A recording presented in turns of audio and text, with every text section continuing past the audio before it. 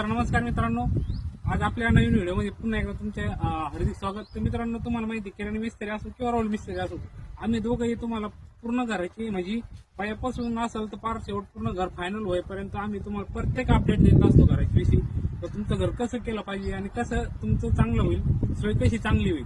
तर आज आपण हे बघू शकता. तुम्ही आता ही साईट नवीन साईट चालू केली होती आणि या साईटवरती चालू केल्यानंतर आता मी तुम्हाला एकदम पहिल्यापासून म्हणजे पूर्ण सुरुवातीपासून सांगणार नाही की तुम्ही तुमचं नवीन घर बांधताना कशा प्रकारे काळजी घेतली पाहिजे, जेणेकरून तुमचं घर गुन्ह्यामध्ये पण आलं पाहिजे आणि वास्तुशास्त्रामध्ये पण आलं पाहिजे. आपण म्हणतो का या गोष्टी महत्व नाही, पण ह्या गोष्टीला खूप महत्व असतं. ज्यावेळेस आपण पूर्ण आयुष्य घरामध्ये काढत असतो तर आपल्या जीवनावर कुठला ना कुठला परिणाम होत असतो.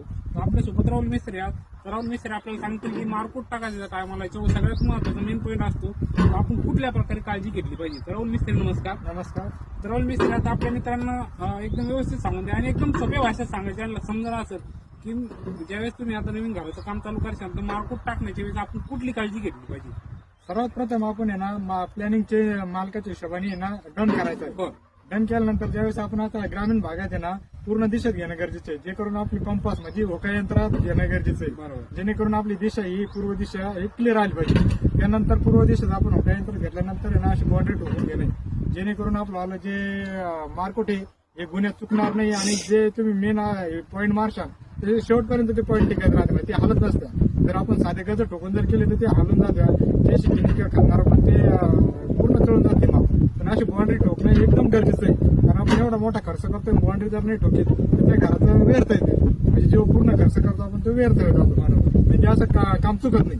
दुसरी बातमी हे आपण ज्यावेळेस पॉईंट मारतो ते हे राईट गुन्ह्यात मारतो, कंपास मध्ये घेतो, जे करून आपल्या भविष्यात आहे ना काही अडचण येत नाही. घरात राहायला आल्यानंतर आहे ना खूप म्हणतो वास्तुशास्त्रात पाहिजे, तर वास्तुशास्त्रासाठी बी खूप महत्वाची राहते बाउंड्री, जेणेकरून आपली बाउंड्री हालत नाही आणि मजबूत आणि व्यवस्थित मार्केट होतं आपलं. बरोबर. तर आता तुम्ही ज्या पद्धतीने ऐकलं राहुल मिस्त्री सांगितलं ही बाउंड्री तुम्ही पाहू शकता. तर आपले कॅमेरामॅन दाखवतील चौकून बाउंड्री पाहू. आपण ही जी नवीन साईट सुरू केली होती या साईडला आपण चारी बाजूने बाउंड्री मारली आणि सगळ्यात महत्वाचं बाउंड्री मारणं पण महत्वाचं आहे. आणि त्या बाउंड्रीवरती आपण आहे ना जी जिथं भीती येणार आहे तिथं आपण ह्या तारी म्हणजे दोरी लावत असतो. हे तुम्ही पाहू शकता. तिथे खेळाचे पॉईंट 1 मिनिट इकडे दाखवा कॅमेरावर. तर आता तुम्ही हे पाहू शकता इथे एक खेळाचे पॉईंट आहे. हा खेळाचा पॉईंट असा असतो मित्रांनो, ज्या पण वेळेस आपला गड्डा तयार होतो तर गड्डा तयार झाल्यानंतर तिथं तुम्ही किती इकडून खालून जावर नाही तो पॉईंट हलत नाही, तो चढत नाही. म्हणजे सगळ्यात महत्वाचं आपला आज प्रॉपर्टीचा आपण गड्डा घेतला असेल तर शेवटपर्यंत आपला गड्डा तिथंच राहणार आहे, तिथंच कॉलम राहणार आहे आणि तिथंच भीती येणार आहे. कमीत कमी आपल्याला 20-25 फुट एका वेळेस तिथे बॉल वळंबा टपकावणार आहे. बरोबर आहे. म्हणजे ज्यावेळेस आपण फुटिंग टपकावणार त्यावेळेस बी वळंबा लावणार आहे, कॉलम उभा करणार आहे त्यावेळेस बी वळंबा टपकावणार आहे. ज्यावेळेस आपण प्लेन बीम बांधतात त्यावेळेस त्याला आपल्याला विटा लावा लागतं, नाही तर बॉटम ठोकावं लागतं. त्यावेळेस बी कॉलम भरायच्या वेळेस बी बॉटम म्हणजे ज्यावेळेस आपण कॉलम सेंटरिंग ठोकितो त्यावेळेस बी याला असे कॉलमला ना दोरीला वळंबा टपकावा लागतो, म्हणजे जेणेकरून आपलं पायापासून काम हे एकदम वळंब्यात आणि दोरीत होणार आहे. म्हणजे खालचं पाया एका बाजूला वरची बीम एका बाजूला असं होत नाही, जेणेकरून इतका मोठा फायदा आहे या बाउंड्रीचा. सर्व जेवढे नवीन कामगार आहे आणि जेवढं नवीन काम चालू होणार आहे यांनी 100% बाउंड्री ठोकायला पाहिजे.